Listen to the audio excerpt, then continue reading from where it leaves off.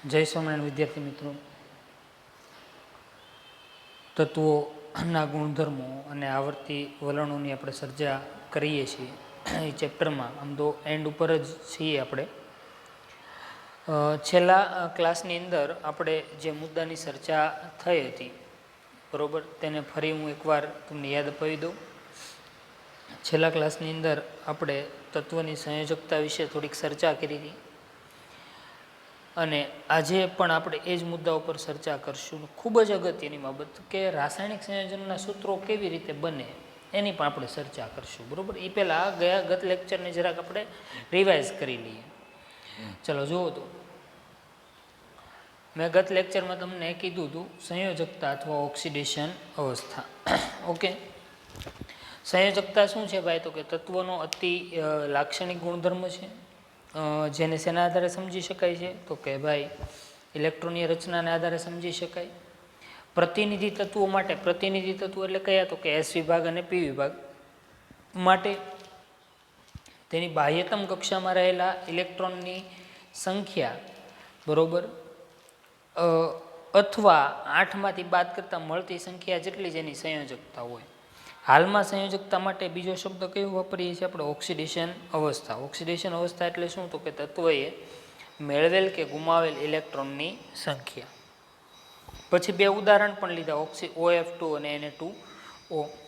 Okay, ત્યારબાદ મેં તમારી સામે જે લખ્યું હતું એ હતું ખૂબ જ અગત્યની બાબત, અને એ હતું પ્રતિનિધિ તત્વો. એમાં એસ વિભાગ અને પી વિભાગના તત્વો તમારી સામે લખેલા છે. ઓકે, હવે એની સંયોજકતા કઈ રીતે ડિસાઇડ થાય? તો કે સમૂહ એકની બાહ્યતમ કક્ષામાં એક ઇલેક્ટ્રોન છે. કેમ ખબર પડી? સમૂહ એકની સામાન્ય ઇલેક્ટ્રોનીય રચના NS1, તો સમૂહ એકની સંયોજકતા કેટલી હોય? 1. સમૂહ બેની સામાન્ય ઇલેક્ટ્રોનીય રચના NS2, તો એની બાહ્યતમ કક્ષામાં કેટલા ઇલેક્ટ્રોન છે? 2. તો સમૂહ બેની સંયોજકતા 2. સમૂહ 13ની સામાન્ય ઇલેક્ટ્રોનીય રચના NS2NP1, તો એની સંયોજકતા કેટલી હતી? 3. સમૂહ જો 1, 2, 3 હોય તો તત્વ ઇલેક્ટ્રોન ગુમાવવાનું વલણ ધરાવે, એવું આપણે શીખ્યા હતા.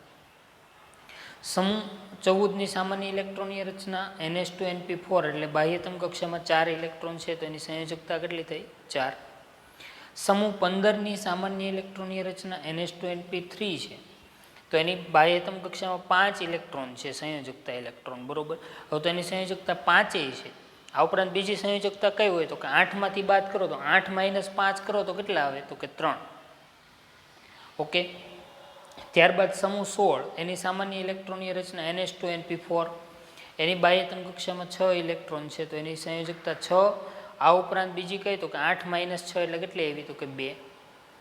એટલે ત્યારબાદ સમૂહ 17 એની સામાન્ય ઇલેક્ટ્રોનીય રચના NS2NP5 બરોબર, તો 7 ઇલેક્ટ્રોન છે, તો એની સંયોજકતા 7, અને 8માંથી 7 બાદ કરો તો 1.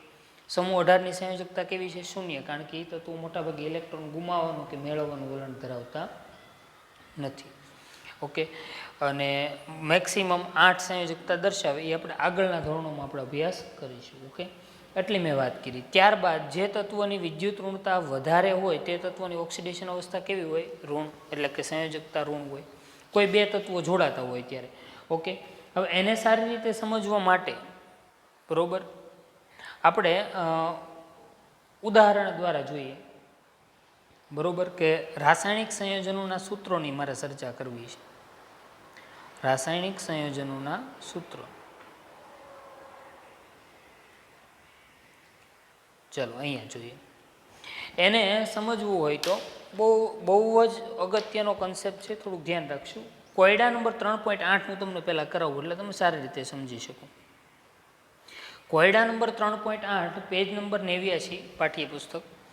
એમાં એવું કીધું છે કે આવર્ત કોષ્ટકનો ઉપયોગ કરી નીચે દર્શાવેલી જોડી છે એના સંયોજવાથી, તત્વોની જોડીઓ છે એના સંયોજવાથી બનતા સંયોજનોનું આણ્વીય સૂત્રની આગાહી કરો.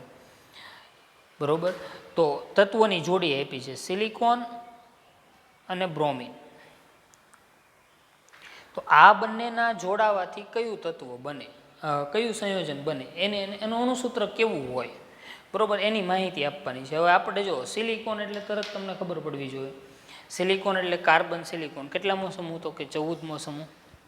એની સંયોજકતા કેટલી છે? તો કે 4 છે. કેટલી સંયોજકતા છે? 4. બ્રોમિન તો કે સમૂહ 17. હવે 17 તો બ્રોમિન છે તો એની બાહ્યતમ કક્ષામાં 7 ઇલેક્ટ્રોન છે, તો એ 7 ગુમાવવાને બદલે 1 મેળવવાનું વલણ ધરાવશે. ઓકે, અને આમે વિદ્યુત ઋણતાની બાબતમાં જુઓ તો બ્રોમિનની વિદ્યુત ઋણતા સિલિકોન કરતાં કેવી છે? વધારે છે. તો સિલિકોન અને બ્રોમિન. કેમ બ્રોમિનની સંયોજકતા 7 નથી લેતા? કારણ કે જો બ્રોમિન 1 ઇલેક્ટ્રોન મેળવી લે તો કોના જેવો બની જાય? નિષ્ક્રિય વાયુ ક્રિપ્ટોન જેવો બની જાય. ઓકે, તો બ્રોમિનની સંયોજકતા એટલે કે હેલોજનની સંયોજકતા કેટલી છે? તો કે 1.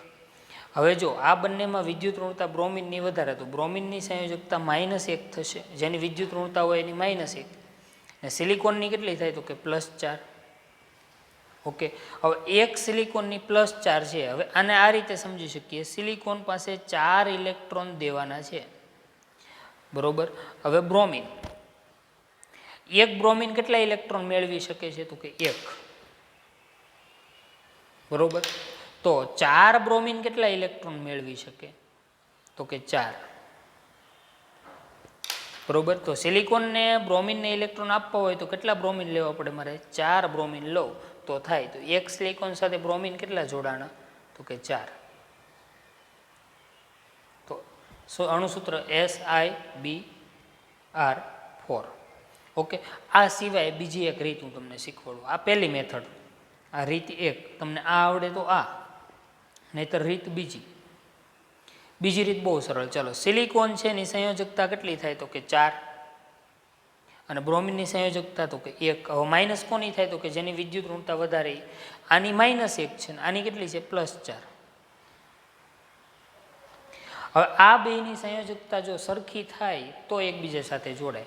તો આની +4 છે તો આની -4 થવી જોઈએ, બરોબર. બંનેનો આની ઉપર +4 વીજભાર હોય તો આની ઉપર -4 થવો જોઈએ, બરોબર. બ્રોમિનનો -4. તો એટલા માટે શું કરવું પડે? તો કે બંને બાજુ વીજભાર સરખો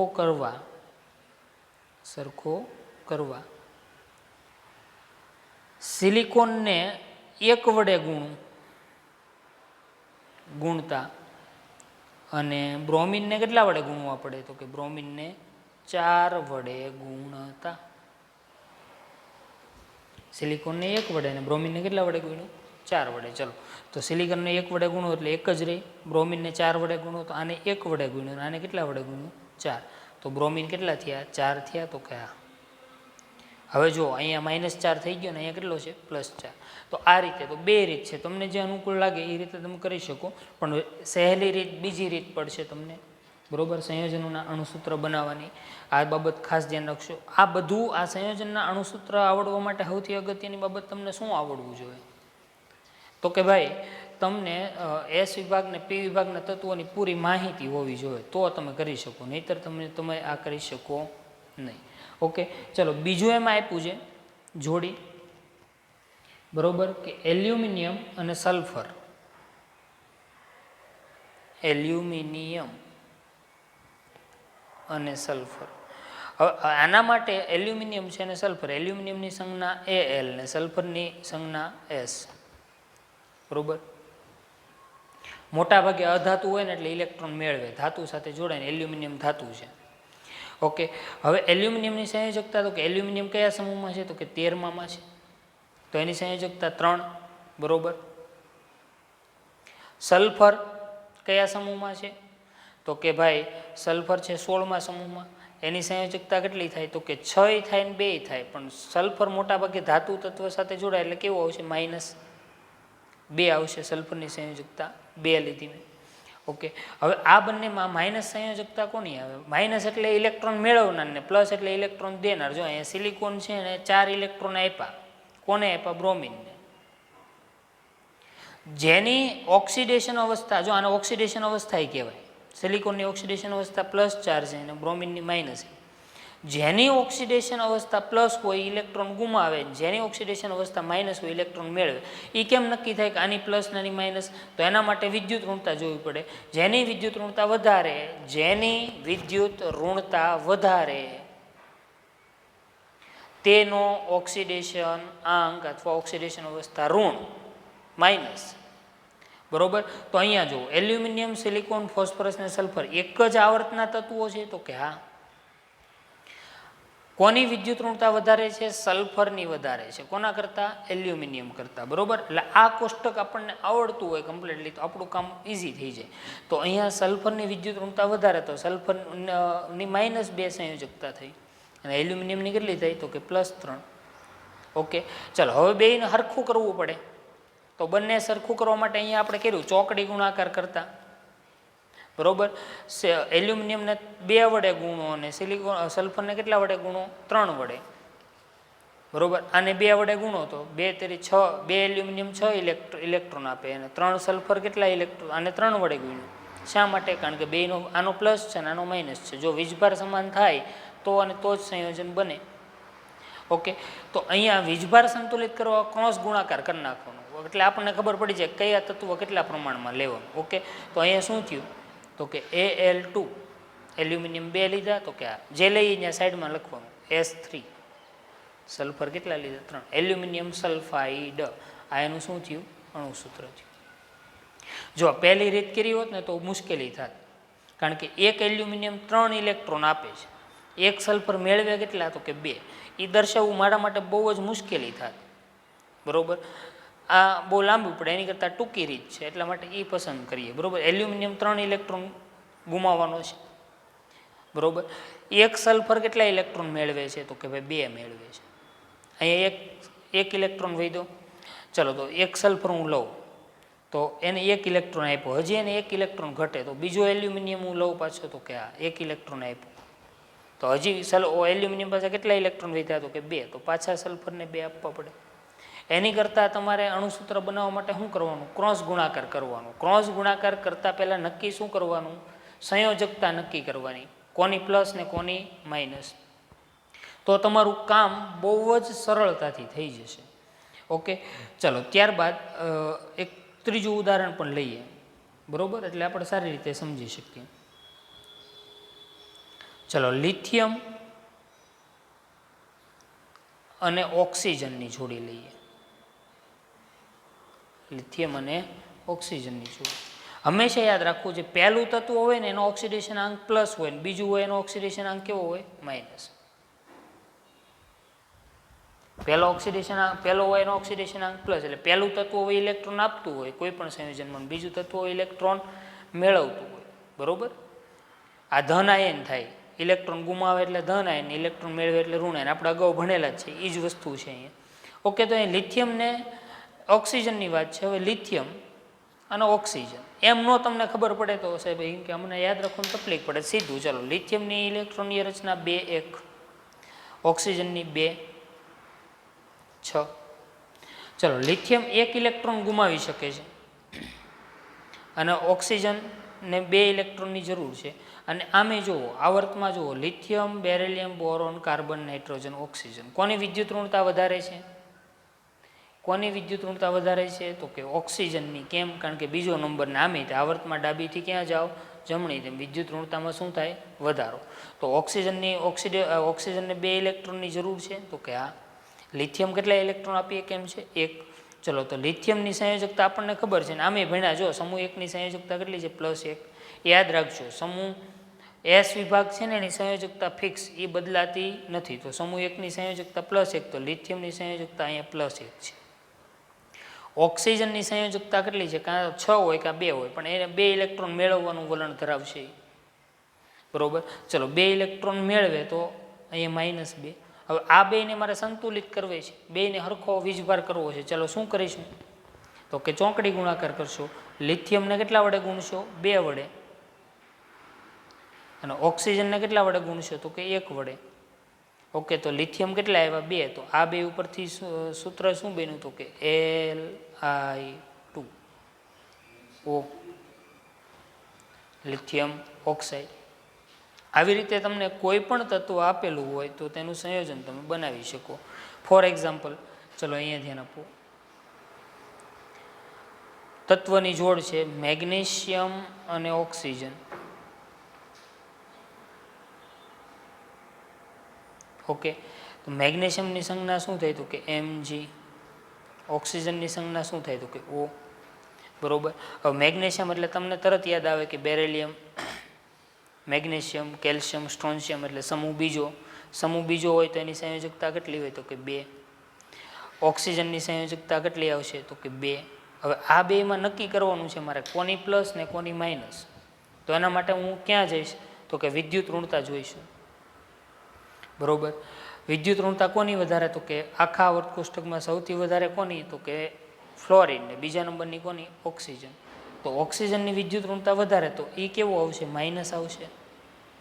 કોના કરતાં વધારે છે મેગ્નેશિયમ કરતાં. આપણે હંમેશા વિદ્યુત ઋણતાની સરખામણી કોની સાથે કરવાની જે તત્વ સાથે સંયોજન બનાવવાનું છે તેની સાથે. ઓકે, તો મેગ્નેશિયમ છે એની વિદ્યુત ઋણતા ઓછી તો એ કેવો આવશે +2. હવે અહીંયા તમે જુઓ લિથિયમને ઓક્સિજનમાં મારે ગુણવાની જરૂર પડી હતી, ગુણાકાર કરવાની, ચોકડી ગુણાકાર કર્યો. શું કામ? કારણ કે બેયનો વીજભાર મારે કેવો કરવો હતો સમાન. અહીંયા મારે જરૂર પડે છે ગુણાકાર કરવાની તો કે નહીં, ઓલરેડી સેમ જ છે, આનો +2 છે આનો -2. તો વીજભાર સમાન હોય તો ગુણાકાર કરવાની કોઈ જરૂર છે નહીં. ચલો અણુસૂત્ર શું થશે તો કે MgO. શું નામ થયું મેગ્નેશિયમ ઓક્સાઇડ. ઓકે, આવી રીતે તમે અસંખ્ય ઉદાહરણો લઈ અને બનાવી શકો છો. બરોબર. ચલો અહીંયા હજી એક એક્ઝામ્પલ લઈએ આપણે. ચલો સોડિયમ અને ક્લોરિનનું ઉદાહરણ લઈએ. સોડિયમ અને ક્લોરિન. બરોબર. સોડિયમ અને ક્લોરિનનું એક્ઝામ્પલ લઈએ. સોડિયમની સંજ્ઞા શું છે તો કે Na, ક્લોરિનની સંજ્ઞા તો કે Cl. બરોબર. ચલો સમૂહ પહેલો સોડિયમ એટલે તો કે હા, તો એની સંયોજકતા +1. સમૂહ 17 ક્લોરિન તો કે હા -1 આવી શકે. બરોબર. અથવા +7 આવી શકે. તો અહીંયા ક્લોરિન 1 ઇલેક્ટ્રોન મેળવશે. મોટા ભાગે જો સમૂહ 1 અને 2ના તત્વો સાથે પી વિભાગનું કોઈ તત્વ જોડાતું હોય તો એ મોટા ભાગે ઇલેક્ટ્રોન મેળવવાનું વલણ ધરાવે.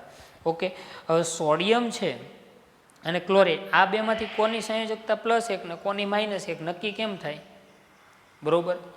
નક્કી કઈ રીતે થાય તો કે બહુ ઇઝી અને બહુ સરળ. બરોબર. બહુ જ સરળ છે કે તમારે વિદ્યુત ઋણતા જોવી સોડિયમ ને ક્લોરિન કોની વિદ્યુત ઋણતા વધારે. તો એમ ન ખબર પડે કે અમને યાદ ન રહે તો અહીંયા જુઓ sodium, magnesium, aluminium, silicon, phosphorus, sulphur ને ક્લોરિન. કેટલામો આવર્ત છે આ? ત્રીજો. આવર્તમાં ડાબીથી ક્યાં જાઓ છો તમે? જમણી. ડાબીથી જમણી જાઓ તેમ વિદ્યુત ઋણતામાં શું થાય? વધારો. તો સોડિયમ આ છેડે છે ડાબી બાજુ અને ક્લોરિન જમણી બાજુ. કોની વિદ્યુત ઋણતા વધારે તો કે ભાઈ ક્લોરિનની. તો જેની વિદ્યુત ઋણતા વધારે એની ઉપર કયો વીજભાર આવશે? માઇનસ. અને જેની વિદ્યુત ઋણતા ઓછી એની ઉપર કયો વીજભાર આવશે? +1. તો આ બંનેનો વીજભાર કેવો છે? સમાન. તો એને મારે ગુણાકાર કરવાની કોઈ જરૂર પડતી નથી. ગુણાકાર ક્યારે કરવો? જ્યારે વીજભાર સમાન હોય નહીં ત્યારે તમારે ગુણાકાર કરવાનો રહે. ચલો શું થશે અણુસૂત્ર તો કે NaCl, સોડિયમ ક્લોરાઇડ. ચલો હજી આવી એક આપણે જોડ લઈએ.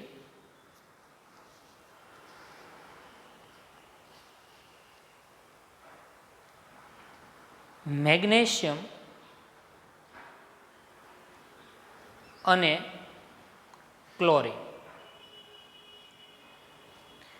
આ ઉપરાંત એવું ને એવું એક બીજું ઉદાહરણ લઈએ આપણે. એલ્યુમિનિયમ અને ક્લોરિન. અને ત્રીજું ઉદાહરણ લઈએ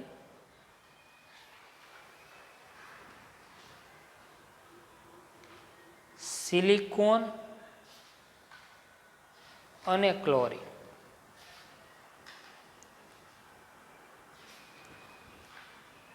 ઓકે, ચલો મેગ્નેશિયમની સંજ્ઞા Mg, ક્લોરિનની સંજ્ઞા Cl. મેગ્નેશિયમ કયા સમૂહમાં? તો યાદ રાખો જો તમારી સામે જ છે સમૂહ કેટલામાં આવ્યો? બીજો. સમૂહ 2ની સંયોજકતા તો કે 2. ક્લોરિનની સંયોજકતા તો કે 7 હોય ને 1 હોય પણ કઈ અહીંયા આવશે તો કે 1. કેમ? કારણ કે ક્લોરિન ધાતુ સાથે જોડાય, એસ વિભાગ સાથે જોડાય એટલે ઇલેક્ટ્રોન મેળવવાનું વલણ ધરાવે. ઓકે, ચલો અહીંયા જો મેગ્નેશિયમની સંયોજકતા કેટલી થઈ છે તો કે 2 અને ક્લોરિનની 1. હવે અહીંયા મેગ્નેશિયમ ને ક્લોરિન તો કે એક જ આવર્ત, તો કે આ મેગ્નેશિયમ ને ક્લોરિન કોની વિદ્યુત ઋણતા વધારે? ક્લોરિનની. તો ક્લોરિન -1 અને મેગ્નેશિયમ કેટલો થશે? +2, કારણ કે જેની વિદ્યુત ઋણતા વધારે એ માઇનસ ને જેની વિદ્યુત ઋણતા ઓછી એ પ્લસ. ઓકે, ચલો બે જોડાઈ જાય સીધે સીધા તો કે નહીં. કેમ? જો અહીંયા ધ્યાન રાખો, અહીંયા જો +2 છે ને અહીંયા -1, બેનો વીજભાર સમાન થાય નહીં. એક મેગ્નેશિયમ 2 ઇલેક્ટ્રોન આપે, પણ ક્લોરિનની કેપેસિટી કેટલાની છે ભાઈ? 1 ઇલેક્ટ્રોન સ્વીકારવાની છે. તો મેગ્નેશિયમનો 1 ઇલેક્ટ્રોન ક્યાં જાય? તો કે 1 ઇલેક્ટ્રોન માટે બીજો મારે ક્લોરિન લેવો પડે. એમ ન કરવું હોય તો સીધી જ રીતે ચોકડી ગુણાકાર કરો વીજભાર સમાન કરવા માટે. ચલો મેગ્નેશિયમને કેટલા વડે ગુણ્યું? 1 વડે. ક્લોરિનને કેટલા વડે ગુણ્યું? 2 વડે. તો અણુસૂત્ર શું થયું? તો કે MgCl2. જેટલા વડે ગુણાકાર થાય એટલા પરમાણુ ક્લોરિનના થાય. આને સારી રીતે સમજવું હોય તો હજી એકવાર જુઓ, મેગ્નેશિયમ ને ક્લોરિન આ બીજી રીત છે. મેગ્નેશિયમ પાસે કેટલા ઇલેક્ટ્રોન છે? 2. ક્લોરિનને કેટલાની જરૂર છે? 1. તો એક મેગ્નેશિયમ 1 ઇલેક્ટ્રોનનો ઘા 1 ક્લોરિનને કરે એટલે આ ક્લોરિનને તો જરૂર પૂરી થઈ ગઈ, કારણ કે એને કોના જેવું બનવું હતું? નજીકના નિષ્ક્રિય વાયુ આર્ગોન જેવું. ચલો, તો આ મેગ્નેશિયમ પાસે હજી 1 ઇલેક્ટ્રોન વીધો તો શું કરશે? તો એ બીજા ક્લોરિનને ઇલેક્ટ્રોનનો ઘા કરશે. તો મેગ્નેશિયમે 2 ઇલેક્ટ્રોનનો ઘા કર્યો. કેટલા ક્લોરિને? તો કે 2 ક્લોરિને. 2 ક્લોરિને 1 ઇલેક્ટ્રોનને ઝીલી લીધા, કેસ કરી લીધો, આપણે એવું કહી શકીએ. ઓકે, તો અણુસૂત્ર શું થાય? તો કે MgCl2. ઓકે, તો બે રીત તમે પહેલી રીત ચોકડી ગુણાકારવાળી કરશો અને બીજી રીત આ રીતે પણ તમે કરી શકો. પણ તમને ચોકડી ગુણાકારવાળી રીત છે એ બધા સંયોજનોમાં બહુ સરળ પડશે. ઓકે, ચાલો એનું ઉદાહરણ લઈએ. એલ્યુમિનિયમ તો કે સંજ્ઞા Al, ક્લોરિનની સંજ્ઞા Cl. એલ્યુમિનિયમ છે કેટલામો સમૂહ? તો કે ભાઈ બોરોન, એલ્યુમિનિયમ, ગેલિયમ, ઇન્ડિયમ. તો કે ભાઈ સમૂહ 13 છે, આપણે લખેલો છે, બરોબર ને? હવે તો આપણને પાકું થઈ જાય, કારણ કે ચેપ્ટરના એન્ડમાં છે, તોય આપણે એકવાર ફરી તમારી સામે રાખીએ એટલે તમને ખબર પડે. ચલો, તો એની સંયોજકતા કેટલી છે? તો કે 3. ક્લોરિનની સંયોજકતા તો કે ભાઈ 1. ઓકે, હવે એલ્યુમિનિયમ ને ક્લોરિન, તો એમાં વિદ્યુત ઋણતા કોની વધારે? તો કે ક્લોરિન. એક જ આવર્તના તત્વો છે, તો કે એલ્યુમિનિયમ, સિલિકોન, ફોસ્ફરસ, સલ્ફર અને ક્લોરિન. તો ક્લોરિનની વિદ્યુત ઋણતા વધારે, તો ક્લોરિનનો વીજભાર કેવો આવશે? માઇનસ, અને એલ્યુમિનિયમનો કેવો આવશે? પ્લસ. ઓકે, ચલો બંને સમાન છે? તો કે નહીં, બરોબર. તો શું કરવાનું છે? તો કે ચોકડી ગુણાકાર. એલ્યુમિનિયમને કેટલા વડે ગુણશો? 1 વડે, અને ક્લોરિનને કેટલા વડે ગુણશો? 3 વડે. શું થાય અણુસૂત્ર? તો કે AlCl3. બરોબર. એ રીતે ન ખબર પડે તો આપણે બીજી રીત છે. એક એલ્યુમિનિયમ પાસે કેટલા ઇલેક્ટ્રોન છે? 3. હવે એક ક્લોરિનની કેપેસિટી 1 ઇલેક્ટ્રોનને ની છે. કેમ? કારણ કે 1 ઇલેક્ટ્રોન મેળવેલે એટલે કોના જેવો બની જાય? આર્ગોન જેવી ઇલેક્ટ્રોનની રચના પ્રાપ્ત કરે. તો હવે 2 ઇલેક્ટ્રોનને ક્યાં મૂકવા જાય ક્લોરિન? તો કે ક્યાંય નહીં, બરોબર. બીજો એક ક્લોરિન હોય એને 1 ઇલેક્ટ્રોન આપી દે, તો હજી 1 ઇલેક્ટ્રોન વધ્યો તો પાછો 1 ક્લોરિનને આપી દે, તો 3 ક્લોરિન 3 ઇલેક્ટ્રોન મેળવે. ઓકે, તો અહીંયા 1 એલ્યુમિનિયમે 3 ઇલેક્ટ્રોનનો ઘા કર્યો, આપણે એવું કહીએ, અને 3 ક્લોરિને 1 ઇલેક્ટ્રોનને કેચ કરી લીધો, ઝીલી લીધા. ઓકે, આવું સરળ રીતે આપણે સમજાય. એટલે બેમાંથી કોઈ પણ રીતે તમે કરો તમને ખબર પડે. પણ એક વસ્તુ નક્કી કરવી પડે કે કોની વિદ્યુત ઋણતા વધારે અને કોની વિદ્યુત ઋણતા ઓછી. એના માટે તમારે શું કરવું પડે? તો તમને આવર્ત અને સમૂહ, આડી લાઈન ને ઊભી લાઈન એટલું તમને આવડવું જોઈએ, એસ વિભાગ ને પી વિભાગ. તો તમારું કામ ઇઝી થઈ જાય, સરળ થઈ જાય. ઓકે, ચલો હજી એક ઉદાહરણ લઈએ આપણે સિલિકોન ને ક્લોરિન. સિલિકોન અને ક્લોરિન. ચલો, સિલિકોન અને ક્લોરિન. ચલો, સિલિકોન કેટલામો સમૂહ? તો કે 14મો સમૂહ. એની આપણે વાત કરી કે એની સામાન્ય ઇલેક્ટ્રોનની રચના NH2np2. બાહ્યતમ કક્ષામાં કેટલા ઇલેક્ટ્રોન છે? 4. તો એની સંયોજકતા 4. કાં તો સિલિકોન 4 ઇલેક્ટ્રોન ગુમાવે, કાં 4 ઇલેક્ટ્રોન મેળવે. આપણે તો કરવાના કેટલા છે? મૂળ 8 ઇલેક્ટ્રોન કરવાના છે, બરોબર. સિલિકોનની સામાન્ય ઇલેક્ટ્રોનની રચના આપણને ખબર છે 2 8 4, ને ક્લોરિનની સામાન્ય ઇલેક્ટ્રોનની રચના 2 8 7. બાહ્યતમ કક્ષામાં ક્લોરિનને 1 ઇલેક્ટ્રોનની જરૂર છે. એક ઇલેક્ટ્રોન પ્રાપ્ત કરી લે એટલે કોના જેવો થઈ જાય? પાડોશી જેવો. પાડોશીમાં કોણ છે? તો કે આર્ગોન, બરોબર. અને સિલિકોનને પણ એ જ છે પ્રશ્ન કે એ 4 ઇલેક્ટ્રોન ગુમાવી દે તો એ કોને જેવો બની જાય? તો કે નિયોન જેવું બની જાય. ઓકે, તો ક્લોરીન 1 ઇલેક્ટ્રોન મેળવવાનો પ્રયત્ન કરે. હવે અહીંયા આ બંનેમાં વિદ્યુત ઋણતા કોની વધારે? તો કે ક્લોરીનની. મેં એકનું એક ઉદાહરણ લીધું એટલે તમે સારી રીતે સમજી શકો, બરોબર. એક જ આવર્તના લીધા: sodium, magnesium, aluminium, silicon, phosphorus, sulphur અને ક્લોરીન. તો ક્લોરીનની સંયોજકતા માઇનસ થશે અને સિલિકોનની કેવી થશે? પ્લસ. ચલો હવે શું લાઈન લઈશું? તો કે લાઈન લેવામાં તો એમ છે કે હવે સોંકડી ગુણાકાર કરીએ છીએ આપણે, એ રીત હેલી પડે છે. કારણ કે હવે તમે જો ઘા કરવાવાળી સિસ્ટમ લાવશો ને તો તમે અટવાઈ જાઓ. કારણ કે સિલિકોનને કેટલા ઇલેક્ટ્રોન આપવાના છે? 4. તો ક્લોરીનને બધાને લાઈનમાં ઊભા રાખવા પડશે. અહીંયા એકુકી ક્લોરીન એકુકી ઇલેક્ટ્રોન લેતો જાય, બરોબર. જો તો આનું અણુસૂત્ર શું થાય? SiCl4. SiCl4. એને બદલે બહુ સરળ રીત કઈ તો કે ચોકડી ગુણાકાર કરી નાખો, બરોબર. બેયનો વીજભાર આનો +4 ને આનો -4 કરવો હોય તો મૂલ્ય સમાન થઈ જવું જોઈએ, બરોબર. એટલે ટોટલ વીજભાર કેવો થાય? +4 -4 શૂન્ય થઈ જાય. ઓકે, તો આને સિલિકોનને કેટલા વડે ગુણ્યું? 1 વડે. અને ક્લોરીનને કેટલા વડે ગુણ્યું? 4 વડે. શું થાય આનું સૂત્ર? SiCl4. ઓકે, હજી આવું એક ઉદાહરણ લઈએ આપણે. ચલો, કેલ્શિયમ અને ઓક્સિજન. ચલો, કેલ્શિયમની સંજ્ઞા પહેલાં તો સંજ્ઞા આવડી જોઈએ C અને ઓક્સિજનની સંજ્ઞા O. કેલ્શિયમ છે કેટલામાં સમૂહમાં છે? તો કે બીજા સમૂહમાં. નો આવડે તો સીધી જ ઇલેક્ટ્રોનની રચના લખી નાખવાની. શું થાય? તો કે 2 8 8 2. બાહ્યતમ કક્ષામાં કેટલા ઇલેક્ટ્રોન? 2. અને તમને પહેલાં જ કીધું હતું, બરોબર, કે જો બાહ્યતમ કક્ષામાં 1 2 3 ઇલેક્ટ્રોન હોય તો એ તત્વ ઇલેક્ટ્રોન ગુમાવે. ઓકે, ઓક્સિજનની ઇલેક્ટ્રોનની રચના 2 6. ઓક્સિજનને 8 ઇલેક્ટ્રોન કરવા માટે કેટલા ઇલેક્ટ્રોન ઘટે છે? 2. અને કેલ્શિયમને આર્ગોન જેવું બનવું હોય 2 8 8 તો કેટલા ઇલેક્ટ્રોન ગુમાવવા પડે? 2. તો કેલ્શિયમની સંયોજકતા 2, ઓક્સિજનની સંયોજકતા 2. હવે આ બંનેમાં વિદ્યુત ઋણતા કોની વધારે? તો કે ઓક્સિજનની. કેમ? કારણ કે આપણને ખબર છે ઓક્સિજનનો નંબર બીજો. શેમાં? તો કે વિદ્યુત ઋણતામાં સૌથી વધારે ફ્લોરિન. ઓક્સિજન કરતાં એક જ તત્વની વિદ્યુત ઋણતા વધારે છે ને એ કયું? તો કે ફ્લોરિન. બાકી ગમે એ આવે એટલે ઓક્સિજન આપણે -2 મૂકી દેવું, બરોબર. આ સિવાય બીજું આવે, બીજા સંયોજનો આવશે, આપણે આગળના ચેપ્ટરમાં જોઈશું એટલે થોડાક અપવાદરૂપે, પણ મોટા ભાગે ઓક્સિજન -2 લઈ લ્યો. ઓકે, ચલો, તો કેલ્શિયમ કેટલો થાય? +2. ચલો, બેનો વીજભાર સંતુલિત છે, +2 -2 ટોટલ શું થઈ જાય? 0, બરોબર. એકેને ક્રોસ ગુણાકાર કરવાની જરૂર છે? તો કે નહીં. ચોકડી ગુણાકાર કરવાની જરૂર છે? તો કે નહીં. આનો અર્થ એવો થયો એક કેલ્શિયમે 2 ઇલેક્ટ્રોનનો ઘા કર્યો એટલે 2 ઇલેક્ટ્રોન કોણે ઝીલી લીધા? ઓક્સિજને. કારણ કે ઓક્સિજનને 2 ઇલેક્ટ્રોનની જરૂર હતી. તો અણુસૂત્ર શું થયું? તો કે CaO, કેલ્શિયમ ઓક્સાઇડ. અને આજના લેક્ચરમાં આપણે એટલે અટકીએ છીએ. બાકીના આવા તમારે 10 અણુસૂત્રો તમારે બનાવવાના છે, પણ શરતો લાગુ. શરતમાં તમારે S વિભાગનું એક તત્વ લેવું ફરજિયાત છે. S વિભાગમાં સમૂહ 1 અને 2 અને સમૂહ 16 અને સમૂહ 17, બરોબર, એની બે વચ્ચેના સંયોજનો તમારે બનાવવાના છે. કેટલા બનાવવાના છે હોમવર્કમાં? તો કે 10. ઓકે, તો આજે આપણે એટલે અટકીએ છીએ.